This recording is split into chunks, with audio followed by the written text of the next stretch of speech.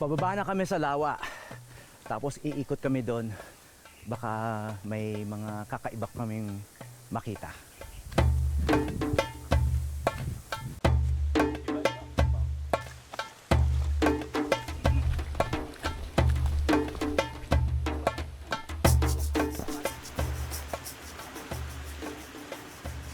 Ang hindi namin nakita sa taas,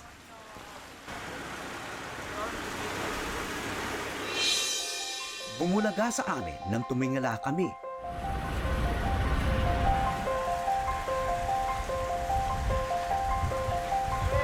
Tumaan pa ng bundok, ano? Hindi lang isa o dalawa, kundi 5 raptor ang aming nabilang na magkakasama. Isang komunidad ng mga Brahmini kite. Mukhang dito ang kanilang roosting site o pahingahan.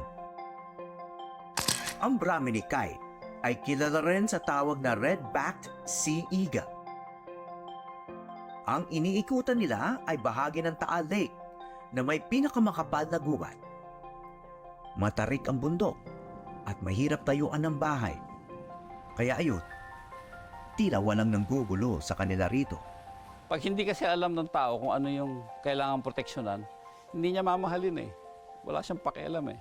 Pero pag nakita niya yung different photographs, different videos of how good-looking these birds are and what kind of help they do in the environment, mag-iiba yung pagtingin ng mga tao.